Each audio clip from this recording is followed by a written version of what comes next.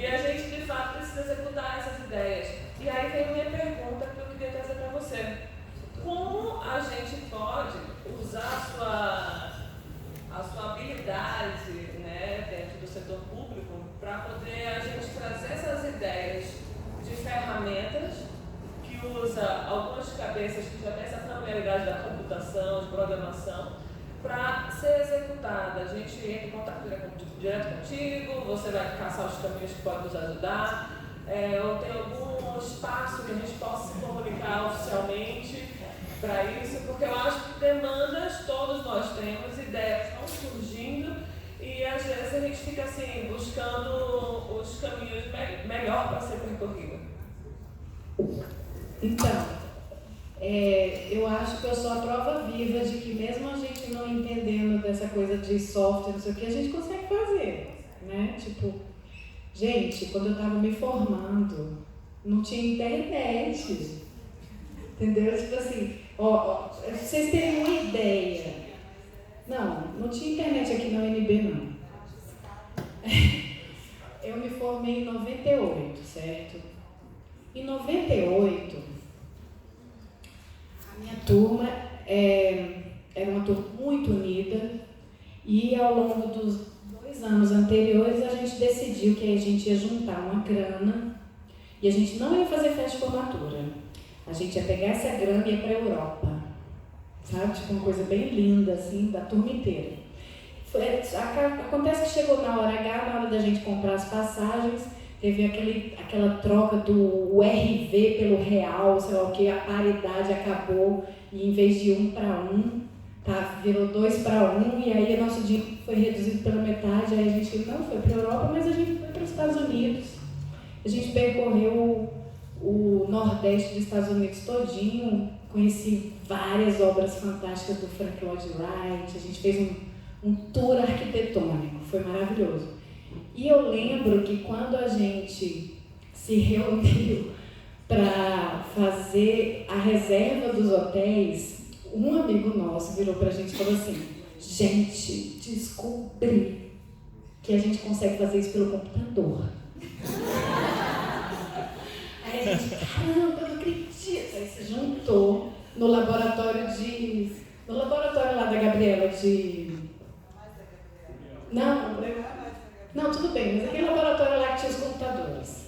Porque tinha um laboratório que ninguém tinha computador, então tinha um laboratório que tinha os computadores. A gente se reuniu, a turma inteira, em volta desse meu amigo, sim, em volta, no computador. E ele entrou e falou assim: gente, a gente clicando aqui, a gente consegue acessar o lugar onde tem a informação do hotel lá em Nova York. E todo mundo, nossa, meu Deus!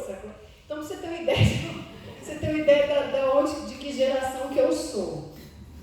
Então, se eu, conseguir me esforçar ao ponto de conseguir conversar com um menino que não conseguia falar que não fosse uma linguagem binária, gente, qualquer um consegue, gente, a gente consegue, entendeu? Ainda mais hoje em dia com o acesso que tem com os sistemas e internet. Agora, em relação à questão de financiamento, que, por exemplo, eu consegui desenvolver essas ferramentas porque a gente conseguiu acessar bolsas, porque no final a gente tem um pouco de criatividade, o Lambert sempre foi muito criativo nisso. Ele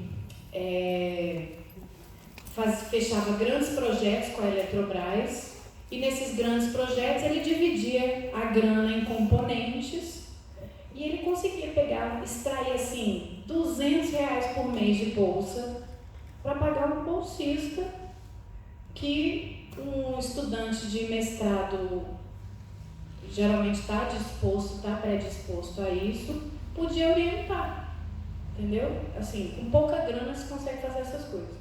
Mas, assim, hoje a gente tem uma possibilidade de recurso muito legal para financiar esse tipo de coisa, que é o recurso do Procel, Tipo, aquele recurso lá, depois daquele decreto que teve em 2017, de que aquela parcela do Programa de Eficiência Energética da ANEEL tinha que ir para o Procel para custear o programa.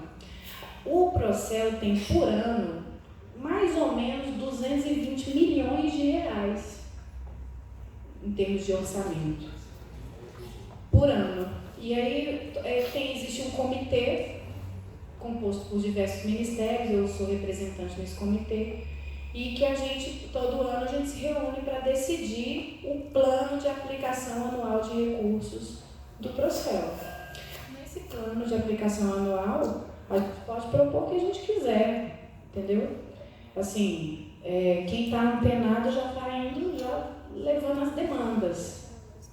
Então, assim, é uma questão de chegar com a demanda, montadinha, estruturadinha. Se você já chega com a demanda, dizendo quanto ela vai custar, de que forma, como, a coisa mais fácil do mundo vai ser ela ser aceita, porque geralmente o pessoal chega lá com as demandas, mas o pessoal mais perdido, assim, a gente precisa fazer sei lá o que no setor de hotéis, nananã.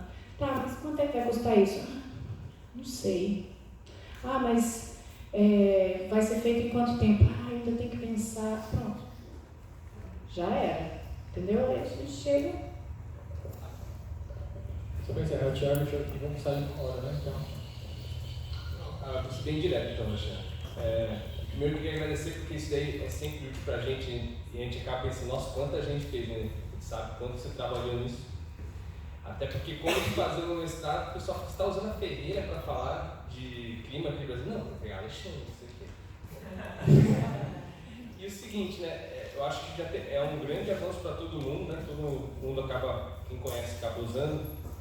Mas um pouco naquilo que você começou a sua palestra falando. Né? Como você faz, como você vai usar isso em projeto? E o que me parece muito as perguntas têm que ser certas. Os dados estão aqui, mas você tem que saber fazer pergunta. Nem se for a questão do vento. Está muito forte, mas eu posso reduzir. E eu acho que é isso que ainda é o grande desafio, porque colocar os dados é uma coisa, mas saber como usar os dados é outra coisa. Né? Então até eu perguntei aqui para a Renata, mas aquele gráfico ali, quando ela filtrou por tempo a rosa dos ventos, faz no Projetê, aí, né, na verdade a rosa é por tempo do ano todo, né? De noite. Aquela ali que eu coloquei ali, aquela porque eu sei fazer. Então o que eu faço, porque na verdade o que eu acho mais sensacional, por exemplo, do solar, não é a rosa, não é a carta, mas é como se coloca a temperatura. Né? Então esse cruzamento de informação que nem você fez ali, vou pegar aqui os meses que chove muito, para eu saber, de orientação também tem que proteger, porque eu não vou conseguir usar esse vento. Né? Então eu queria saber de ti, assim, né, que eu achei interessante a história do shoebox, mas antes do shoebox tem esse cruzamento de dados que é interessante. Né? Eu queria saber de ti, o que você, né, do legado, visto que você já criou, né? O que você pensa do futuro? O que né, seria o que você idealizaria para o próximo passo?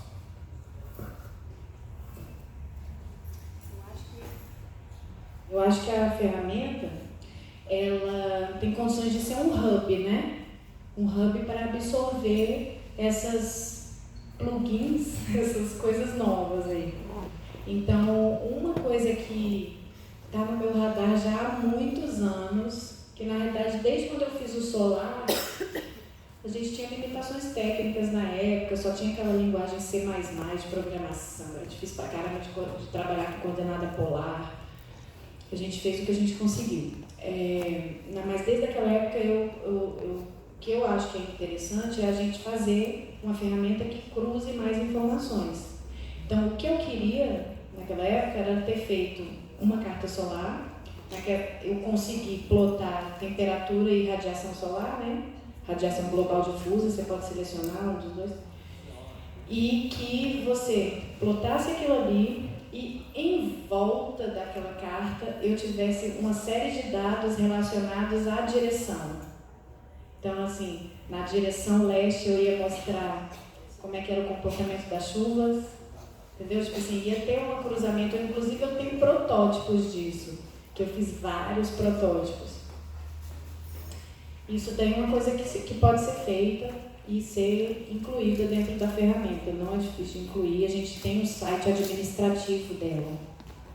Inclusive, assim, o interessante é a gente estabelecer parcerias para que a gente firme formalmente parcerias para que as pessoas pesquisadoras da área possam deter o acesso à parte administrativa da plataforma.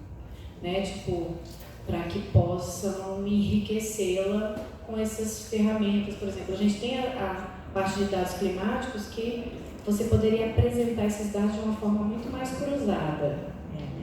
E, de repente, tentar fazer um link mais direto com as estratégias que são apresentadas. Bom, eu já tive interesse então de formalizar essa parceria depois de conversa. Tá? Tem muita gente querendo trabalhar e pouco trabalho aqui na universidade, né? Gente, muito obrigado pela presença até agora, Alexandra. Maravilhoso. Para provar que ela veio aqui. E chocolate. A gente não paga, não, mas tem chocolate.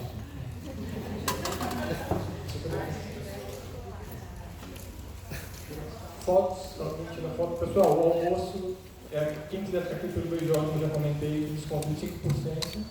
Tem um RU aqui perto, dentro do campus, que no último andar também é o self-service. Alguém sabe o preço do RU? Ica. Sabe o preço do RU? O preço fixo é R$13 e o self-service é no peso. Né? Cada um quer self-service e o e-mail a gente já começa.